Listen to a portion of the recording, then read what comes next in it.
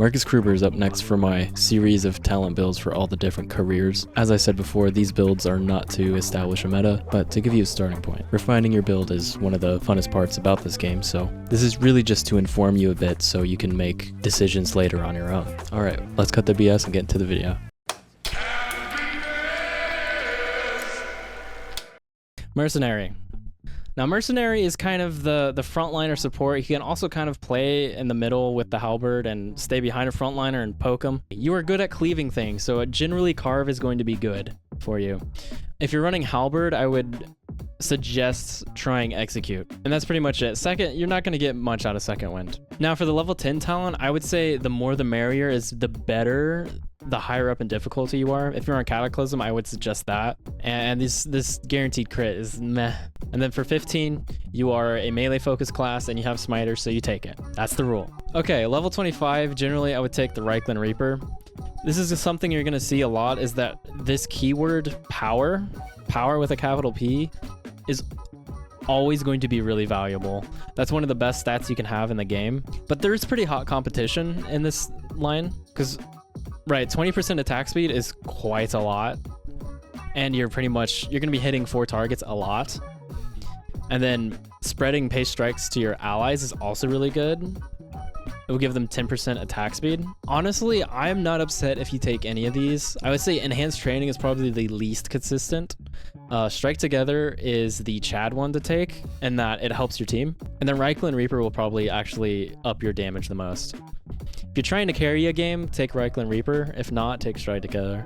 And then for the level 25, you're pretty much always going to take Blade Barrier. This damage resistance is better than dodge range, it's better than max ammunition. And now the level 30 talent for Mercenary is also pretty hotly debated, and all of these are good. I would say this one is actually I was gonna say it's not as good since they nerfed the amount of health his ult gives, but now that THP is less available in general, I think that kind of makes up for that.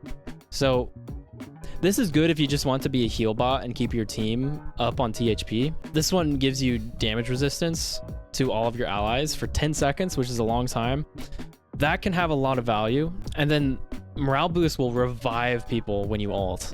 So again, this is kind of similar to the Warrior Priest one, where with this one, you're kind of being choosy with your ult, and that's not necessarily what you want. That's why I don't think it's a great one to pick, but some people swear by it because it will save runs and you will get value out of it. So I think I would generally advocate for these two. I would say I'd probably take Walk It Off, and you can change these based on what your team comp is. Like if you have a Sister of the Thorn, you could take this and you'll get a lot of value out of it. Okay, Huntsman. Now Huntsman is one that I had to play a little bit to get updated on. Now with Huntsman, a lot of the melee weapons you're using, you will get good value out of Second Wind. So a lot of people use Tusk or Spear, and a lot of people use Spear and Shield. Those are both pretty good with Second Wind. If you're running like One-Handed Sword, Bretonian Longsword, or Mason Sword, something like that, then I would go Carve. But yeah, like this is going to depend on what weapon you're using. 50% headshot damage, right? So this is like Witch Hunter Captain's Death Knell, but it's for ranged, which this will skyrocket your boss DPS. And the reason I didn't think it was as good on Witch Hunter Captain is because on Witch Hunter Captain, you're losing value from killing shot, from the headshot crit executes. On Huntsman, you are not. Although a lot of the time you would be killing things anyway. Like this is going to give you a lot of overkill damage. But that being said, I think this one in the eye is actually really good. Other than that, like Keep It Coming can be good with Blunderbuss. That's a pretty fun build. I'm not sure about Make 'em Bleed. Make 'em Bleed can also be good for boss damage, but I feel like one in the eye would do better for boss damage. Okay. Now, level 15 talent, we are a ranged class. We have a lot of stuff that is not melee damage. So we take Enhanced Power. It will help us with breakpoints and help us overall. Okay, so level 20 talent. I generally take Making It Look Easy. If you're running Longbow, which is, I like to run Longbow, you're going to be hitting a lot of headshots. At least, hopefully you're hitting a lot of headshots. And this will increase your damage. Reload speed is kind of whatever. Like, I guess you could take this on Blunderbuss or Handgun. And then this one gives you temp HP for headshotting from range. I don't know. Like, you could get some use out of that, but I feel like this is just a huge value add. Okay, and then for level 25, taking Shotcrafter is just going to make it so you never run out of ammo. You could take Thick Hide. That's a good option as well. That gives you some damage resistance where you don't have really any survivability. And then generally you don't want to take movement speed if you have the option. Like, again, it's not a very good stat to have unless you're doing something very specific. And so you can take 2 different ones for the level 30 talents. Concealed Strikes will make it so you don't break stealth. This will give you some more boss DPS, and then Blend In just lowers the cooldown. So this will give you more value over the course of a whole game. Blend In will give you a lot more value, but this will give you more boss killing damage. So it's kind of up to you to pick what you want. Okay, so that's Huntsman. Okay, Foot Knight. Probably my favorite class in the game. And which level 5 talent is going to depend on the weapon. If you're basically anything that's not a shield weapon, you're going to want to take Carve. But if you're taking Mason Shield, Mason Sword, you're going to want Second Wind. And then there's generally 2 different builds you can do with the Foot Knight. So if you wanted to do a shield build, it would look something like this, where you take Staggering Force to hit your stagger breakpoints.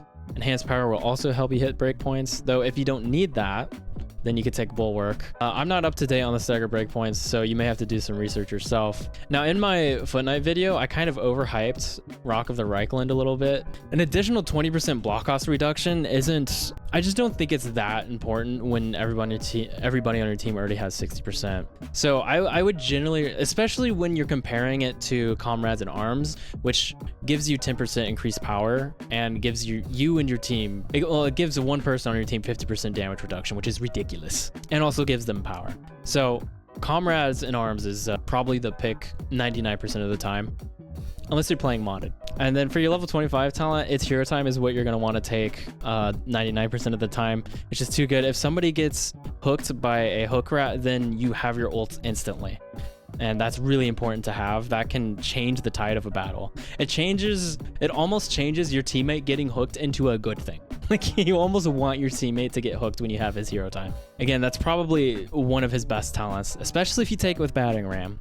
If you're doing a shield build, I would generally take Battering Ram, because the whole idea of the shield build is to just stagger everything and do as much CC as you can, and Battering Ram helps you do that. Numb to Pain does have some uses, but you're giving up a lot for that, I think. And then Bull of Ostland I would use if I was doing like Mason Sword or something. So this is the other build you could do. You would take Bull of Ostland and you would take Crowd Clearer instead of Staggering Force, and then that would be a good build for Mason Sword, Bretonnian Longsword. You could even do something like Halberd. To sum it up, this is what I would do for like Mason Sword or some kind of damage build, and then this is what I would do for some kind of shield build. Okay, boom, Foot Knight done.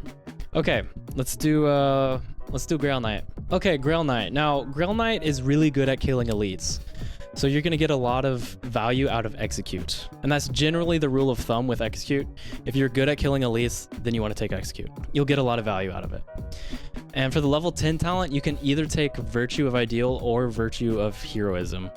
And that's going to depend on your weapon. So this can be good with Bretonnian Longsword. It can be good with Mason Sword. It's only going to increase damage for your heavy attacks, though. It's also really good with Executioner Sword. If you wanted to make a build where you just like one-shot a Chaos Warrior with the Executioner Sword, you can do that. And you would probably take Virtue of Heroism. But I would say Virtue of Ideal is a bit more consistent across the weapons. And level 15 talent, you are a melee class, you have Smiter, so you take it. That's the rule. For your level 20 talent, you're going to want Virtue of the Penitent. It's going to give you more consistent value. Also, it's going to give you less of a chance of having to go find Grimoires and mess up your run that way. For the level 25 talent, I usually take Virtue of Stoicism. It's just going to make you a lot more tankier. It's going to give you a lot of survivability. And so for the level 30 talent, this is another one where you have a couple options. Virtue of Confidence gives you the ult that cleaves. So you can take out an entire patrol with this. It has unlimited cleave on official realm. At least I think so. I don't think they changed that, right? So if you were able to bunch up a patrol into one little area, you could press F and kill them all. Storm Vermin, that is. I don't know if it one-shots Chaos Warriors anymore. But probably the better one, the one that you will see most people recommending, is Virtue of Audacity. This one gives you a lot of boss damage and kind of puts Grail Knight into a boss killing role, where he isn't really in that role with Virtue of Confidence. You have good boss DPS, but it's not nearly as good without Audacity. So generally, this is the build I like to run. I like to run this with the Bretonnian Longsword and the Mason Shield. So yeah, your main choice is between Virtue of Audacity and Virtue of Confidence, and that will kind of change the role you fit into. Virtue of the... Okay, yeah, so talking in chat. Virtue of the Knightly Temper. Critical strikes instantly slay enemies if their current health is less than 4 times the amount of damage of the critical strike. Half effect versus lords and monsters. Okay, that is fucking word salad to me. I want to say that you could probably do a pretty cheesy build where you do this and what is it? You do that and you just like, in the perfect situation, you're able to one-shot a Chaos Warrior. But I don't know, it's pretty situational. Okay, boom, Grail Knight done.